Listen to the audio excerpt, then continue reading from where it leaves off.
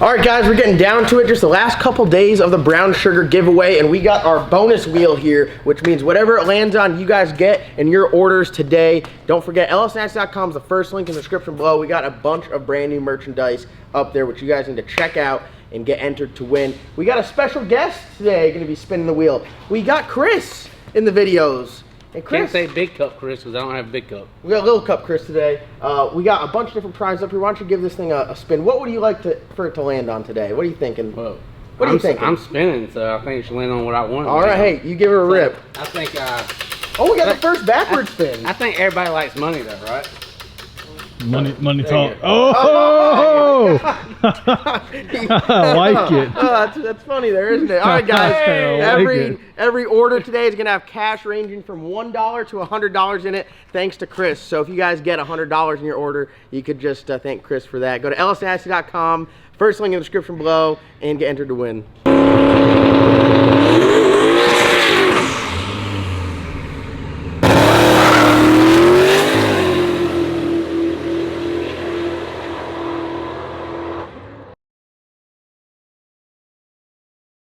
Alright guys, if you guys saw yesterday's video, we made the fuel tank.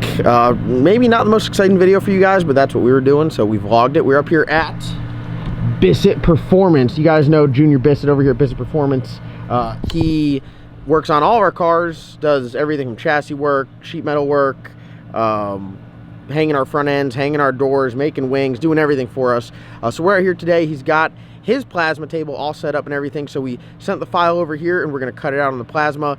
He's got the Colorado, the Blizzard, and Wes's car here. He's getting them knocked out. I keep bringing him side jobs, like he rebuilt the transmission on brown sugar, he fixed the steering column in brown sugar, he fixed a bunch of stuff on all the stuff, so I keep him busy with like 10 million other little projects. So you know, everyone go give Junior some love. Shout him out. He does absolutely amazing work. If you guys are looking for chassis work, fab work, tin work, sheet metal work, really anything, they do wiring here, they do it all. Check them out, Bissett Performance. I'll link their Facebook down below. But really, just killer dude. Don't bring him no BS though. He works on nice stuff. So if you got something nice, you could hit him up. We are in the back corner here of Bissett Performance, trying to stay out the way. There are the guys over there working. Do you guys mind when we come here and just cause all hell, ruin productivity, or is that normal? You guys used to it yet? All right, so we're over here. They got their plasma table all set up. What's going on? So needed some material and need to get it cut, so came here and have everything in house. It's like Burger King. You come here, you have it your way. Yep. In stock today. We're trying to get to where we're a little bit more self-sufficient on material and being able to cut stuff. So until then, we're just gonna swing over here and borrow them. But no, they got it over there loading all the files that we designed. You guys saw that video, loading that in their post-processing, and then that's going to tell the machine how to cut it, and then we're going to use the brakes. So we got a couple different brakes here. First of all, they just cut this giant piece on this absolutely massive shear here, which I was in awe watching. I didn't get the camera, so you guys missed that. So you got all this stuff. I mean, it takes, like, you guys think like, oh, we're just going to build a tank. Well, to do it right, it takes a lot of serious equipment. You can do it with some smaller, cheaper equipment, but you know, all this is, you know, great equipment. So like, we got a regular brake here, and then you have what's called a finger brake. So finger brake's adjustable, so we might end up having to use this brake for the tank, just because the one side where it has all the bends, if you try to brake it in a traditional brake like that, what'll happen is your material will be hitting your brake before it. So there's some stuff that I do. I load the DXF file on the Oshcut or SynCut Syn, and then they have a bending option, and it'll usually say like part will contact brake. So you know, like if you run it through their program, it's like it won't break it, then you gotta redesign it. Chances are it's gonna be two pieces, you know. But it's one of those things too, like you can break it and get it kind of close, and then just bend it the rest of the way. So if you can break it and like it needs to be a 90 and you only get it to 75, you can just bend it the rest of the way, get everything pulled together, tack it up, and it's good to go. So right now, so we're lacking in the actual like tools department. Yeah, no, I mean, yeah, they're smoking our boots here. Yeah, we got a lot of work to do. We got a quarter band and a drill, and that's about it. So we got our material loaded on here. We're doing 090. Is this? I'm assuming this 50, 52. Yep. So 50-52, that's what you're going to want to use if you're doing any kind of bending, because like any of the other material, it can stress fracture when you bend it. So I guess we're ready if you're ready. Got Drew, our operator, over there. Yep. Cause I don't know. I'm just watching. I have no idea what's going on. Are you supposed to like stand away from this? Like, No. Your desk's way over there. Are we supposed to be like behind something? No, it's Are you sure? This thing looks pretty dangerous, and it's not nearly as mechanical as that thing. I mean, I guess anything can kill you, including a toaster, but you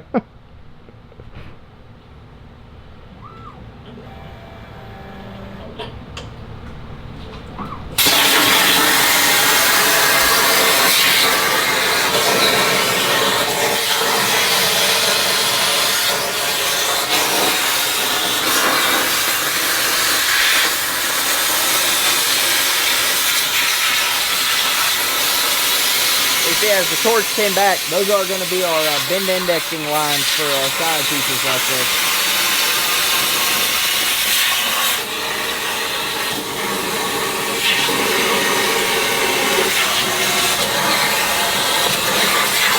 That thing's getting it.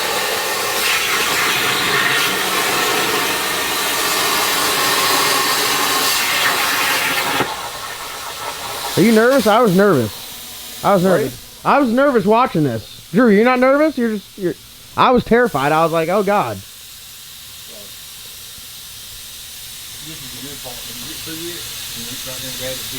Look at that. What would we do without you guys over here at Bishop Performance? If anyone needs a custom mailbox made, you can just stroll over here, tell them what you want. They'll cut you one out on the plasma. That's pretty wild. Now, I'm not going to say that I couldn't do that, but I got a pretty steady hand. Matt's seen me weld. When we get back, if we had an air compressor, I'd let John fire up the plasma, and I'll be like, all right, I'm gonna draw something that you cut it, and you're gonna be like, all right. No, I'd be welding, and you're like, why are you shaking? All right. Depends on the time of day, really.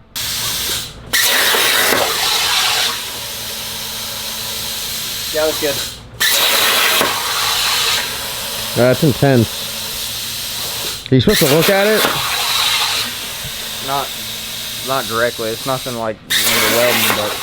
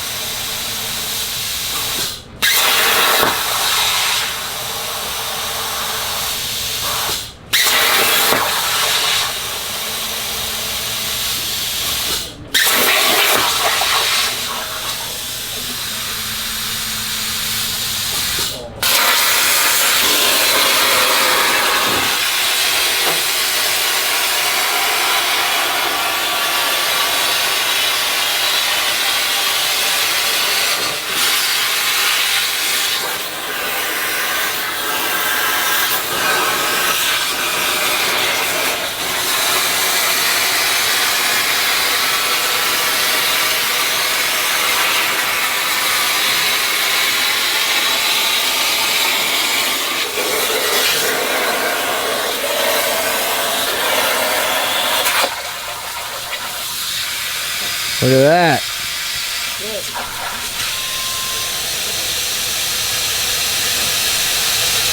Got the first piece right here. Junior's knocking the edge off it. We're gonna get it broke, and then look at that. I mean, that saves so much time. This thing right here is absolutely badass. Imagine us cutting that out; it wouldn't be square, and it'd have all these waves, and you have to drill all the holes. So it really makes it extremely convenient. Look at Matt's got to hold the flashlight for once. He's Junior's flashlight holder.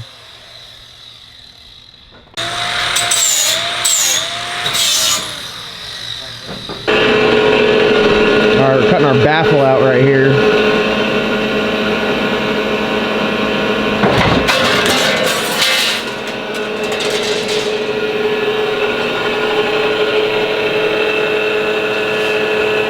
This is quite serious.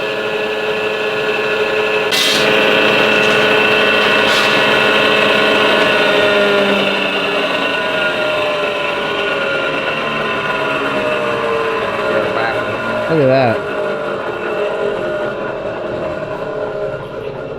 Looks like me with a cutoff wheel.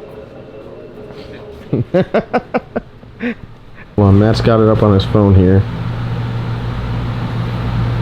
So that's gonna be the first bend. Do you want to do it? Do you want to lay all the bends out, or do you want to do one bend and then lay that Do one out? bend, lay it out, and we go from there. Okay. That way we measure from outside to outside, Yeah. or outside to inside, and get the exact. That way we can lay off for the 90 thousandths.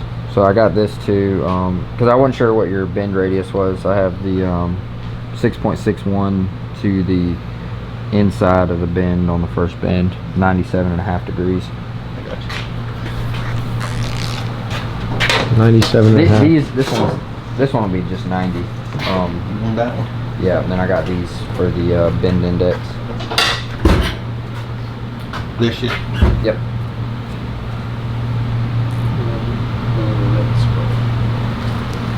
It's pretty handy. You gotta go there too. It's crazy. This is going to be a fuel tank. Alright, is this a new definition to braking shit? If we measured, Let me move that Here. here. I'd wait for what does that come out to? Right. Alright, Matt, narrate what's going on. Trying to get our dimensions here. So, I put those cuts in it. Like the other tanks I've done, I've sent them off, had them laser cut, and it's very, very fiber laser, super precise. So you can put like a little tiny slit, and it'll tell you exactly where to brace it in the brake. That way you're not. Hold on, did you say brace it? Brace it. When you brace it in the. I'm just gonna keep saying it, and then. Place it. Brace it. When you brace it in the brake, you don't have to worry about figuring out your square, because some of the stuff I built a kind of like an octagonal triangle shaped tank, very difficult shape, and figuring out where to do your brake line would have been hard, but since I had those two little slots, just line it up there and that's where you're going to brake. You let the machine do as much work as possible, pretty much. Yeah, and it just helps for like helping out with this. So our lines here, he's got a square, and it's so far looks pretty close to our lines there when it's square, so that helps with the setup.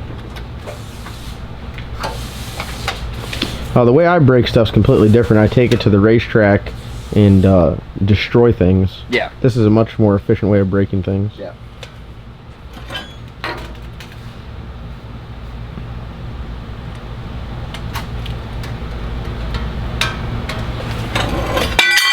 Was close enough. John's welding it. I'm gonna do like it does me. Looks good for my house.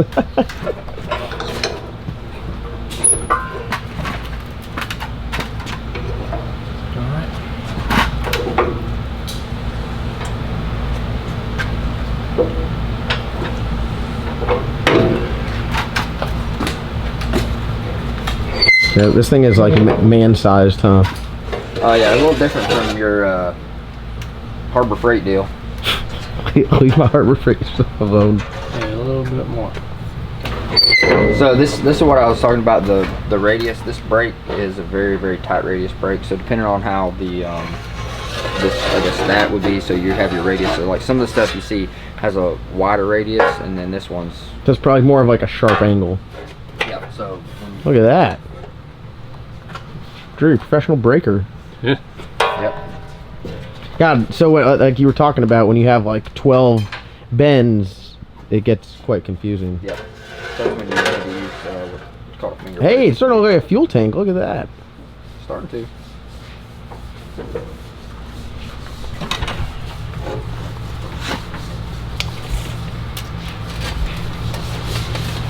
Come on, we need a little more.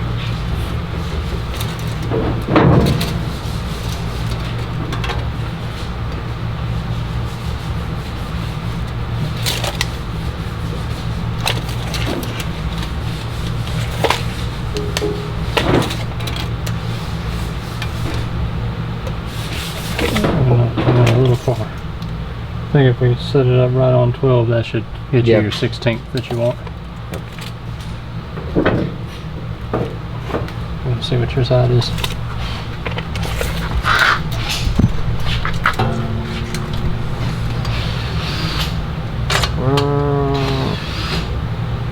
It's like 12, heavy 12, 12050. you got over there. Probably square it up right there. It's pretty good, Yeah. Okay. Alright. I want to see Matt lock that thing down. Yeah, strong hand.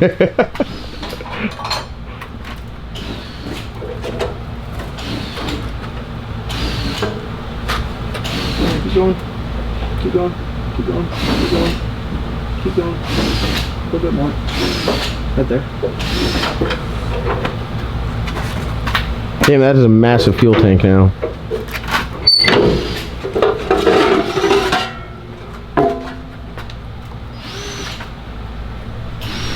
Yep. Should be alright. You can just hold the sides a little tighter. Yeah. Look at that.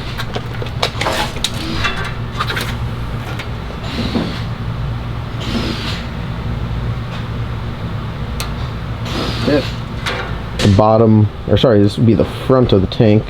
All done. We're working on the top, the back, the sump, and the bottom right now. Yeah. I say we, I'm not doing anything. I'm holding the camera here.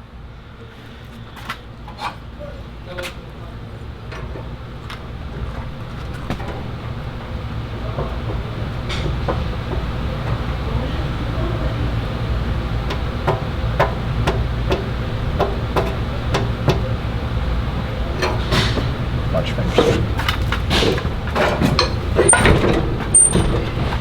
All right. So what is this bed? The 90? 90. The only ones that are more than that are the two bottom ones, which are 97.5.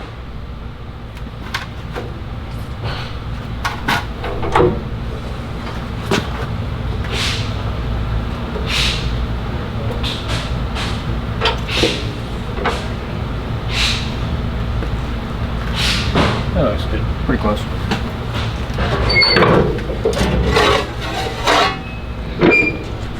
Look at that. A little tall, but it'll work. Yeah, it's still Man, this is. So one of the things we were talking about is the bend radius in Fusion. So it's not exactly identical to what it was in Fusion because Yeah, I guess you have to know your brake, yeah, right? so this, see how it's super tight. Fusion was accounting for like 125 bend radius, so 125 radius. This is like probably like a 50 radius. So measurements were a little bit off on our measurements for our brake. If you knew this brake, so what you do is you'd take your measurement, you'd measure here, you'd break Change the piece, bend and radius. You'd change the bend radius, and then everything that you bent, you know, it's for this brake. And then that way, when you lay this thing out, they sell scribe sections for the torch. So what you do is you put the scribe section in there, you go through and you lay the piece down, it scribes it, so it would literally scribe a bend line on it. It cuts it out, you stick it in the brake, and you just go straight to your scribe line, break it, everything's good. So Science. And everyone is just watching these videos at home like, oh, what's taking you so long? well, No, they're like why does it take 3 days to build a car? so the reason, I mean, you could do it probably quicker in other ways, but we're trying to get, every time we build something, we try to get better. So I'm trying to get to where I'm a lot better with sheet metal. That's one of the things that I have not done a lot of is sheet metal. So I'm trying to get better with sheet metal and everything else, and learning to do it correctly and do this. Like once you do this, like drawing a tank up in Fusion, especially if it's a square rectangle, it's not really that big, but if like something like this, for it to fit perfect, I mean, you save a lot of time. Because if I wasn't trying to show you guys, I could, you know, whip this tank out in 5 minutes, which I guarantee you, if you try to lay it up by hand and measure everything, you would have substantially more than 5 minutes in it. Yeah, everyone thinks that these race cars just build themselves. Hey, put the fuel tank in. All right, Yeah, and then I'll put the fuel tank if you in. do it by hand, you still have to, like, you're gonna have to shear it, and then which you could, but it just Trying to be better. All right.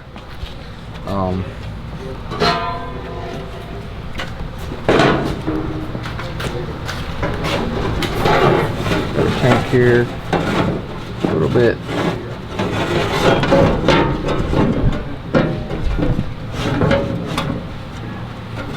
A little bit wider.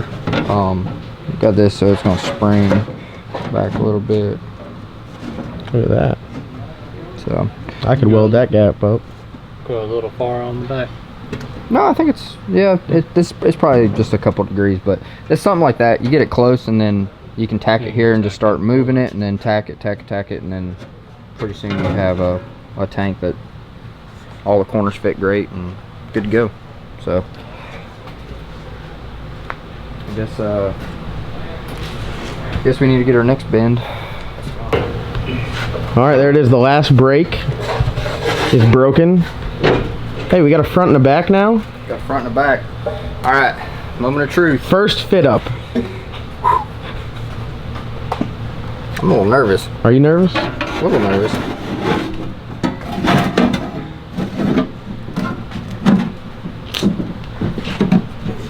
Look at that. Yeah. It's like a glove. Yeah, well, radius of corners right here, and definitely. So when we start doing it, we'll tack it here, get it in there all up against it correctly, and then put a tack here, and just kind of like start working it with a screwdriver as you go around, getting your depths right, and then just keep tacking it, and it's kind of you have some movement in it. Yeah, so you can twist it and everything and move it, but so far it looks pretty straight. We got our here, flip it upright. Can you stand it up as one unit? Look at that. There she is. That's a healthy size fuel tank. Yeah, so the sump, I mean, is the sump's quite large. We put the baffle in there. Yep. Do you think we'll have any issues running out of fuel? Fuel sloshing back too far, especially with that baffle in there? I think it's a great design. Shouldn't get any trouble. I think that solves our issue there. And we have clearance for the exhaust. It's got this little like forward kick in it to really promote fuel. Instead of going up, it'll force it down towards the sump. Yep. So and then we got our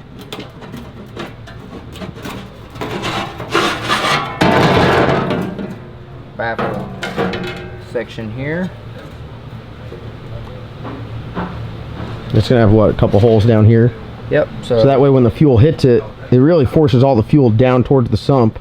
Yep. And this is kind of just extra. It's reserved, so majority of it will be in the sump, and then if we're gonna fill it to near the top, we're gonna do a tube here, and it's gonna have a vent, internal vent with a trap, so fuel can't get out, but if it needs to breathe, it can. And then our pickup will be down here in the corner. The baffle will keep it from coming out because it only have 2 holes in it, so it can't just run straight out of the baffle.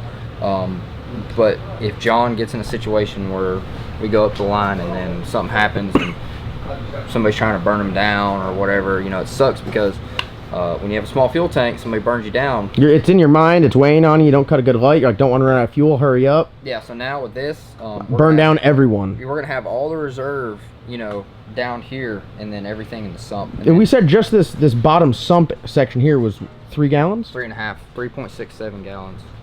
So just in the bottom, so then if you factor in everything in the sump. Yeah, this is going to be a 7 gallon, which I think is appropriately sized for the amount of fuel consumption. And we can modify that. I don't want to take, you know, if we fill this thing all the way to the top, and then you know, I guess it's really who you're racing. If you're like, man, somebody might burn you down. There's been a few times where like I knew that they were going to burn down, and I'm like, fill it to where it's running out the overflow, because I know you do the burnout and stop, and there's we're fuel. Gonna be idle in there. You race, you know who you're racing the next round. You know, like, hey, you know, they're not going to screw you over, and they're not going to try to burn you down.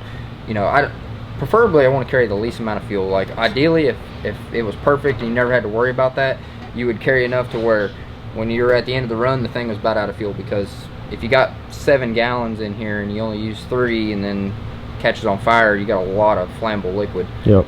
But right now, I think as far as well, this was the hard part. We got knocked out. Shout out to Visit Performance. Yeah. Appreciate all of your help and assistance. Yeah, no, this would have been very difficult with what we got at the shop. A hammer and a vise. Yeah, hammer, vise, and cutting it all out on the grinder. So saved us a bunch of time, bunch of headache. Appreciate everything. Yeah, as always. Everything worked good in Fusion. So we got, you know, this would be a fairly difficult layout, like that piece and everything, and to get it to where, I mean, this thing fits up very good, holding weld pretty much. So that's gonna save some time there. We got everything for a fuel cap. Well, they're crisis averted. We have solved the fuel issue, and we'll be ready to go. Yeah. All right, guys, the next day here at the shop, we got our fuel tank farm here and our new fuel tank, and we are going to mock it up and show you guys how it's rocking. So, all right, Matt, why don't you do the honors there? It looks massive, but once you set it in there, it looks appropriately sized. We don't have any bungs or anything on there as far as where it's going to sit height-wise. We'll be able to get it, higher up above the exhaust. But if you look over here, look at that. You get a nice healthy sump, and then it's going to have that big baffle in it that goes right there. So pretty much all of this fuel from really the top to the bottom in the sump area will be usable during the run, and everything else it'll just keep refilling as it idles. So the lower sump area on it, we calculated it'll hold 3.7 gallons. So that's pretty good, and that's just right here. And then with this, total volume of the tank's 9.9, so you could potentially have 10 gallons with you if you wanted to.